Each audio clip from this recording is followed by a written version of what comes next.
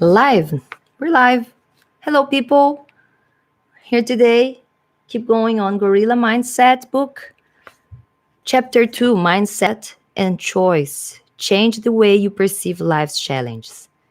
We've all heard the expression, it's all about your frame of mind. That is one of those pieces of homespun wisdom that everyone assumes you understand, but no one ever explains. We are left with an intuitive sense that some nebulous concept of framing exists and is important. But when you start to think deeply about what a frame is, it renders endless possibilities. What is framing? The idea that frame of mind is a form of mood makes sense in some ways, but there is a more powerful way of understanding what framing is, how it affects your life, and how you can change it. As a lawyer, I learned a more technical meaning for the idea of framing. When lawyers speak of framing, they are talking about the key issue or legal question that matters in a case. That is, what question do you ask a judge or jury to decide? How you ask a question and what facts you include when asking your question often influences the answer. This is framing your question. There are entire books devoted to how to ask the right questions when seeking a raise in salary, a favor from a friend, or even a date. The way you ask a question can often determine how the question is answered. This is something even children understand. When they ask one parent for a privilege, they often frame the question as, Mom said I could stay the night at my friend's house. Is that okay with you? By including the fact that mom said is okay, the child is letting you know your answer wouldn't cause drama or conflict. Even children know how to frame the issue. Yeah, rhetorical questions. Framing the issue is so important that entire chapters of legal books are devoted to framing exercise. Framing the issue involves choosing what facts you want the judge or jury to focus on. After all, life is messy. Not every fact matters. Some facts are material and some are immaterial. Psychologists also use the idea of a framing when studying preference, choices, and risks. Any choice can be described in terms of its outcomes, both good and bad. Whether a decision is made using a positive frame focusing on good outcomes or a negative frame focusing on bad outcomes will radically change not only your decisions but your willingness to take risks and even the way you remember your decisions. Framing is a part of your everyday lives. In the real world, decisions are complicated and problems are messy. We're somewhat moral, somewhat immoral, and somewhat confused. Some facts help us and some facts hurt us. Whether we are conscious of it or not, we constantly create frames for the stories we tell ourselves and for the stories we tell other people. So I'm giving you a pause here just to mention that all the thing on the framing the question is to use rhetorical questions, and I think I would love to next gonna be like live for how to have impossible conversations that it's all about to know what you know, how to question your own beliefs, and judge and review your own convictions. And I think it's more about being honest and truth to yourself more than even like try to change people's minds. But it is a good thinking. Okay, good philosophy exercise. Why framing matters. In the chapter 2, we look at self-talk. When you talk to yourself, you're ultimately sending signals to yourself to control how do you think and feel, and you understand how important those conversations are. Imagine your consciousness in the judge or jury or parent or friend that you must pursue. You want your conscious mind to believe in you. Framing is how your mind perceives whatever situation you are in. Framing is how you choose to think about and thus perceive a challenge in your life. So I at least for what he is explaining here, the framing that I judge to be the best is the reason. Okay, be reasonable, be logic, try to attach to the evidence and reason all the time, and you're gonna be able to judge things in a better way, and make better decisions or reasonable choices. Framing is how you talk to yourself. The language you use impacts your frame. Are you facing a problem or a challenge? What language do you use? A problem is merely something needing to be solved. You become more resourceful every time you discover a new solution. Truthfully, a problem can be perceived as an obstacle or an opportunity. How you perceive it is a choice you get to make in the present moment by framing the issue. Your frame is your focus. Tony Robbins, a wildly successful self help author, often says, "What you focus on is what you feel." Robbins is recognizing that how you frame an issue, what you choose to focus on it, will determine how you feel about the issue. There is considerable scientific research on this topic. Let's start by asking a question. Would you rather win a silver medal in the Olympics or a bronze medal? That's not a trick question. Would you rather finish in second or third place? The answer may seem obvious to you. While a gold medal is best, why wouldn't you want to win a silver medal instead of a bronze medal? Yet, research by doctors Victoria Medvec, Thomas Gilovic, and Scott Meddy shows you our intuitive answer is incorrect. We would actually be happier in the long run by finishing in third place. That now just, I should not stop here, but intuitively, okay, it's probably not the best way to make choice. Objectively, or let's say reasonably, we would make a better choice if we actually choosing the, like, there is a best, and what's the best, that is the ideal. I would be okay with getting the bronze, but of course I would always seek for the best. And when you give me these two choices, like, yeah, what is the best? Is the hello Modro, the best is the silver in this case. And if you have the three options, the gold is the best. Okay, and if there was like a whatever best, it would be that the best objectively, okay, to everyone. But since we not all can get the gold medals or would not have that value, we're gonna be okay, or consolated to get the silver or the bronze. People can discord of me, but I try to be an objectivist and individualist, and meritocracy is the best way to live life. So everybody wants to get the gold, and that's why we should all work to get the gold, to be the gold of ourselves. Okay, we don't need to be the best of everybody. We just need to be the best of ourselves. What is the best you can be? And that is what you should be seeking, okay? To be the best of you for yourself and not for the others. That is fulfilling. That is living the best life you can. And that should be each one's goal. You need to love yourself more before you can even love other people. And that is the thing of seeking the best, okay, for yourself. Now I'm just preaching, but I think that is the way we should all live our lives, definitely. If we work internally to make ourselves the best, imagine how awesome the world would be if everybody is the best of themselves, huh?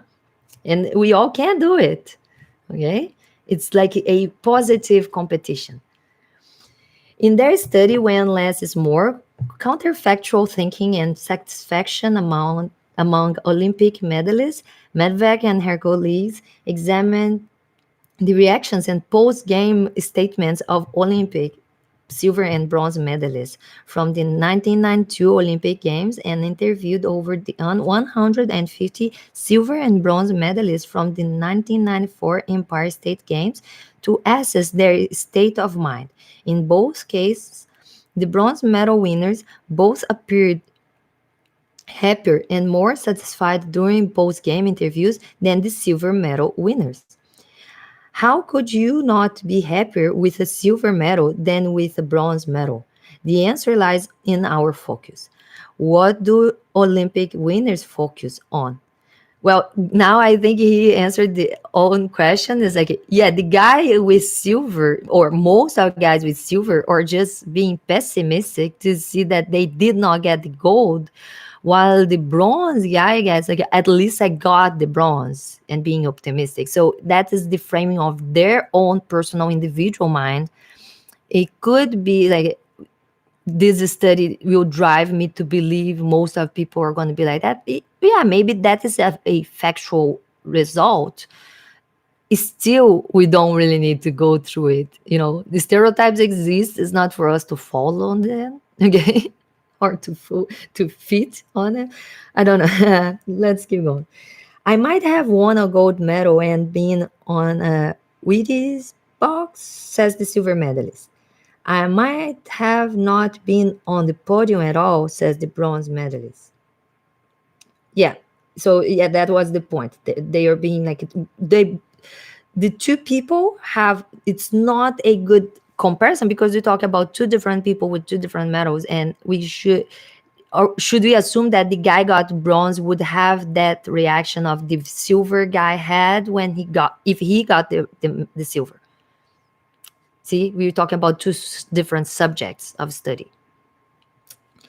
It's all in the frame. The silver medalist chose to focus on what might have been a gold medal. The bronze medalist also chose to focus on what might have been no medal at all. The silver medalist, rather than choosing to focus on how he almost became the next Michael Phelps, could instead reframe the issue, choosing to be grateful that he is even on the podium at all, and grateful to himself and to his, maybe even like make like internal analysis, like the other guy was better than me. He was the best. To get the medal he got, I still need to work more, no, to work harder. Do like more an honest judgment of your situation. Always remember that your frame is a choice. How you choose to view life's difficulties and what you choose to focus on is a choice you make in the present moment. Gorilla mindset shift. Reframe the issues, choose to focus on how the difficulty or you're facing will make you stronger, more intelligent, more emotionally complex, and more resourceful. That's right. That's why I actually want to use this book to approach the guys on my own offense. If people no, and people in general that feel that they're lost, they don't have a focus, they don't have a destination, they don't have a purpose in life. Because you can actually give whatever purpose to your life. You can change just right now and say like, I don't want to be this anymore, and I will work to be whatever else. Thanks for sticking around, Modro. That's really nice to have you around. Thank you. Guys, go check out Modro Arts. Okay, if you guys need any arts on your channel or just for fun, you want to make a little logo of your face, you want to have like a animation. That's right. Go check artist Modro. Okay, Modro, are you back? Are you back to your place? Are you still locked down? Let me know. I can't wait for your animation for my intro.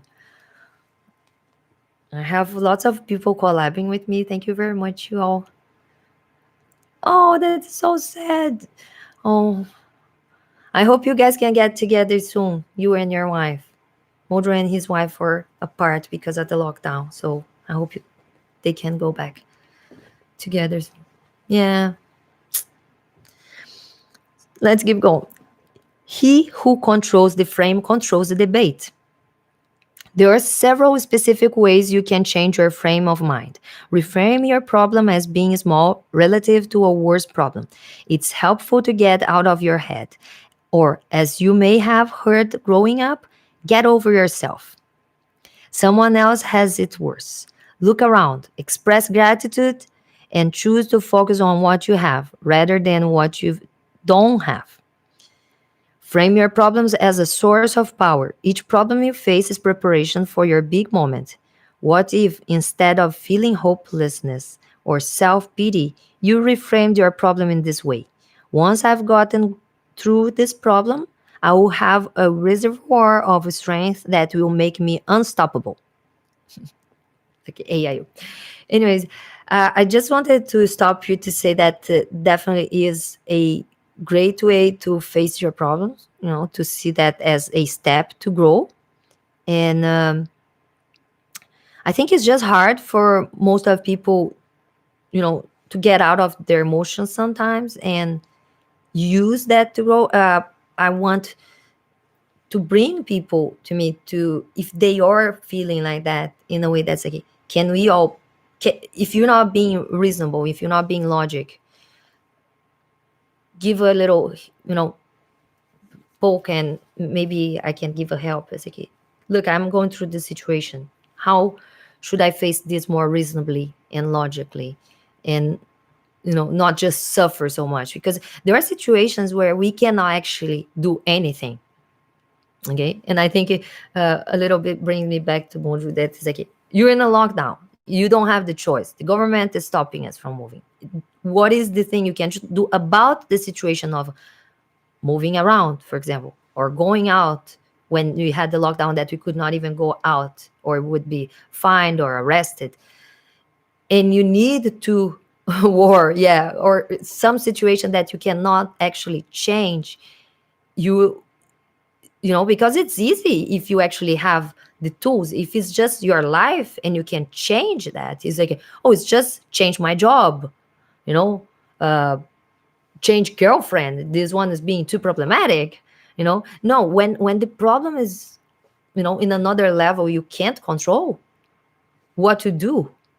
Now you need to work in your mindset, because it's easy when your mindset can be practically changed with other ways, more like I'm gonna go to the gym, I'm gonna eat, I'm gonna diet, I'm gonna, if there is just like a lifestyle habit that you can actually change and work and see that more, not so abstractly in your life, something more like a palpable, something that you actually like. No, I need to lose weight. Oh, I don't get. Let's talk a little bit about the guys on my OnlyFans. Like, if there is any incel or magtal or people that are like down that road thinking that all the girls are evil because they cannot lay down anybody, okay? They, what to do? Like, is that really that all the girls are evil and just think and seek for money and interest, or there are genuine nice girls that actually want relationships and would be willing to have a relationship if you had something to give back? Okay, because relationships, or a trade, an exchange, that's why we talk about sexual value. What is your sexual value? And we have like so many people that have like no sexual value, that has nothing to offer in the market. No sexual value, that has nothing to offer in the market of relationships, and they need a little push to even realize that. And it's like, no, the problem is with you. You are fat or ugly, or don't even know how to speak with girls, and you need work. So let's do that. And now I'm talking about guys because I have more male audience, and a lot of my hate followers, I believe, or this type of people, that they cannot get laid because they have problems with their own sexual value, and they cannot address that and work on that to make themselves better. Okay, and we're gonna try to fix these people in a better way, like Gavin McGinnis, like all the guys that say they are ambassadors for men audience. I'm the first girl ambassador for men audience to help you guys get out of those holes. Okay, get out of your cave, go to the gym, enter in a diet, get in a diet. When you go to a bar, okay, that would be a great way to do it. So you're gonna be unstoppable in the end of this reading this book and working in your own problems. Oh, my problem is not that. My problem is in relationship and family. Like, what you're doing wrong? Is that the way you talk, the way you approach? You need some time. Whatever. You need to be reasonable to find out what is the problem and frame it properly, and find efficient ways to fix whatever issue you have in life. Or, oh, I don't have my life is all wrapped up, I have everything tight, is everything good? How to keep it up? Is there anything that could make you lose that balance, that control? Let's preview that. Let's prepare for any hard situation and be able to work in our best way and be the best of ourselves. Okay. Sure, you will still have the same problem. Yet, what happens to your mind and your body when you change how you think about this problem? Your breathing improves. Your posture is more upright. You no longer feel defeated. You develop a sense of, yeah, I got this. Remember that your mind and your body are connected. When your frame is positive, you will feel stronger and more energetic as well. You embrace the struggle. Yes, this hurts and is hard, but once it's over, no one will be able to stop me. And I think it. Sorry for bringing your example. It's just because you hanging out here, Modro. But in your case, in your example, when you cannot control the situation of a couple that love each other and are apart, for example, like I'm gonna use some famous couple, like Sean Head. I always talk about Sean Head here. I hope she gives me an interview one day. Sean Head and Armored Skeptic. Okay, one United States, the other one in Canada, and they cannot get together, and they're kind of like down right now. I think she's actually more active than he is, but I'm trying to get him to give me to book the interview. He's like, I'm not fun anymore because of, I guess, this. So how to work the situations and what you guys gonna get stronger out of it? Yeah, the relationship will get is getting stronger as we go, to be apart, to be connected only online. You know, there is a growth out of all this suffering. Yes, of course there is. All the situations we go through life, we can learn. Not necessarily we do, because most of us just go through the situation, suffering, and don't learn the lesson out of it. But that is the point. You forget the suffering, you forget the mistake, but you should keep the lesson. Okay. I'm not gonna talk so much that we can't finish this chapter. Okay. Sorry.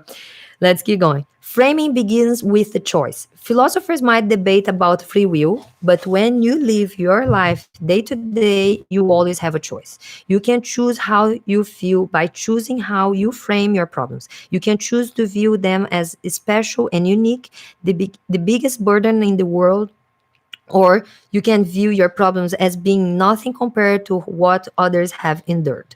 You can choose to view your problems as pointless suffering, or you can choose to view your problems as preparation for life.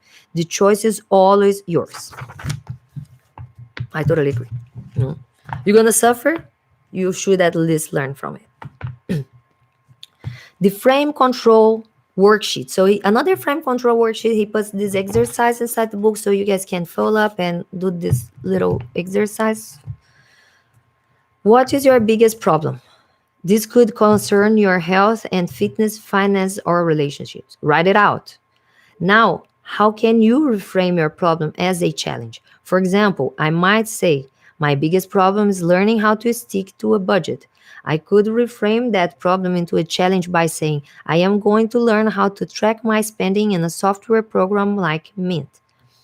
What is one area of your life that you can be improved by choosing to frame this problem as an opportunity for growth?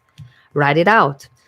These 3 ways solving your problem will help you grow. So there's like blank places where spots where you can fill up. If you're stuck, here are some ideas. Solving problems makes us more resourceful, which gives us more tools to succeed in life. Solving problems also requires self-discipline, which we could all benefit from. Finally, you will become more thoughtful and conscious by identifying challenges and opportunities in your life. Could you choose to reframe your problems as being smaller relative to others' problems? For example, the silver medalist in the Olympics sees his problem as having not won the gold medal, whereas the bronze medalist feels lucky as not winning a medal at all would have been a worse outcome. Write out your problems and reflect on how much worse your life could be. This will give you a sense of gratitude for what you have. And now I will disagree with him. I will never say, like, don't stop that thing about the others, or looking outside. That is his first thing. Is always looking inside, keep looking inside, and say, like, what is the best I can be? What can I fix? Is it, if I'm not doing this right, what is the right way to do this? Okay. And then, l- stepping up the ladder of yourself, and not comparisons with other people, because other people, yeah, other people will react, will behave, will, whatever. You cannot even tell their intention or what is going on with them, because it's their stuff. So always focus on yourself, always back to yourself. I'm not doing this right, how can I do it better? Okay.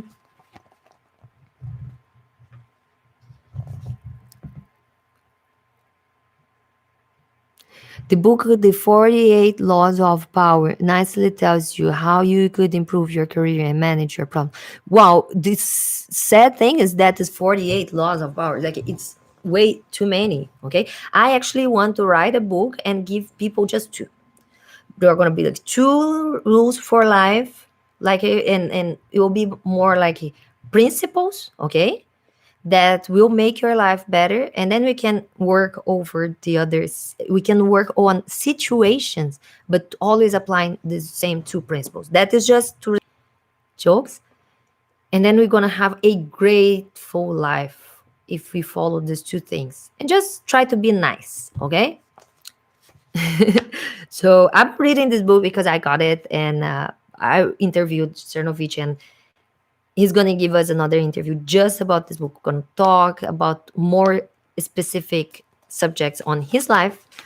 People want to ask him on Freebird Media Canada. The guys are very interested to know about his testosterone cycles.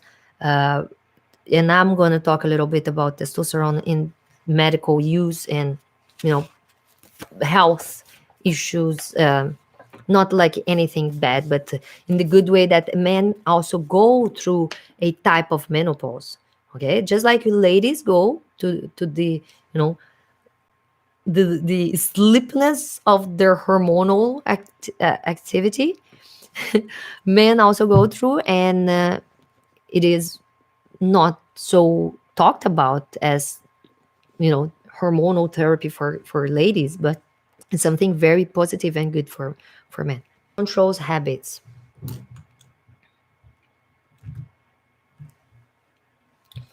Watch your language.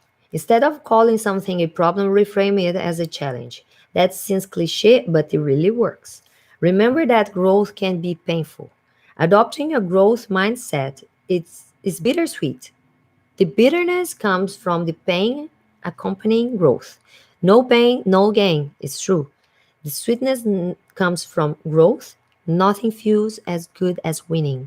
So I think the language, the thing about the problem and challenge, it's simple. It works because just if you think how we face problems, like when you say, like, oh, I have a problem, it's something that you don't want to touch, it's something that you don't want to deal. And when you talk about the challenge, it's something that I would say, should I say most of people? But I guess some people would be uh, triggered and, you know, curious and willing to beat a challenge. And like, no, I at least I want to try more than, do you want to solve this problem? Not really. Do you want to try this challenge? It feels like there is a prize in the end when you talk about the challenge. And that's, I think, came with the growth can be painful. And it's the thing about the gym, like, no pain, no gain. It is true that even for your muscles to grow, you need to work out to make your muscles tired enough to grow. You actually have to get that pain, that little pain after workout. The acid, the lactic acid, is what makes you grow, and it's necessary. So it's no more than natural, okay, to be uncomfortable. And I love the webinars.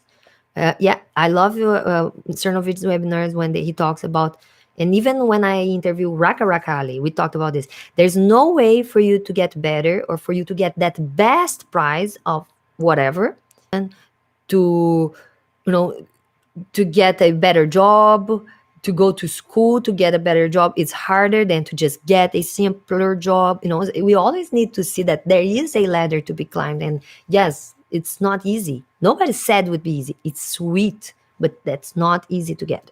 Okay. Remember, the pain is inevitable. That's what I was talking about. I should just read. The book is pretty good. Even if you didn't embrace the pain of growth, life would bring pain to you eventually. You cannot choose whether the pain is coming. As is said in Game of Thrones, a hit book series, and later an HBO adaptation, if people don't know, winter is coming. Once you accept that pain is inevitable and leads to growth, you'll be better prepared to endure winter. So yeah, there's always there's always something coming.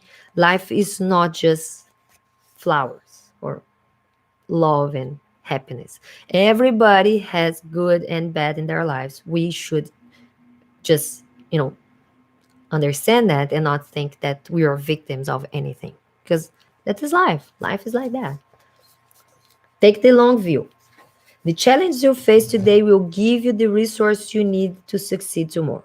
You fell down a lot as an infant before you learned to talk. You tripped when learning to run. At some point, led to your success and mastery. 5. In the last paragraph of the chapter. Embrace the suck. Let's face it, sometimes life is going to be hard, and no amount of arguing or wishing it were what otherwise will change that. When you go through hard times, and we all do, accept it and then embrace it.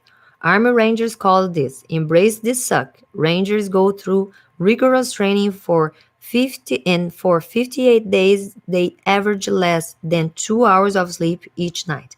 Every day is worse than the last. Bodies ache and begin to break down. If they sat around complaining, they would never get through it. Instead, they choose to embrace the suck, which allows them to endure and succeed. So, yeah, that is a specific type of training, but I think it is the idea of like we all suffer. Life is hard, it's good, and it's difficult. If you think of everybody will lose someone, we all okay, we all gonna lose someone we love during our lifetime, or most of us. No, maybe you're lucky they're gonna die before everybody. Okay, I don't know, but most of us gonna experience losing someone we love during a pain. I guess we will have that emotional response. But the reasonable response should be what? I'm going to cry because I feel, but I'm not going to mourn and not, so much that I'm going to stop my life, because people die.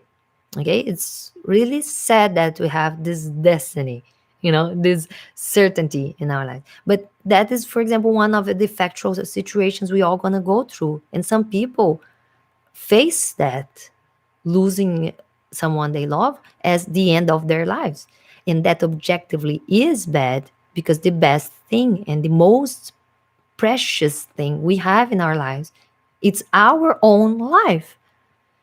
That's when a mom that lose one of the sons and said, like, I can't live anymore, my life is done.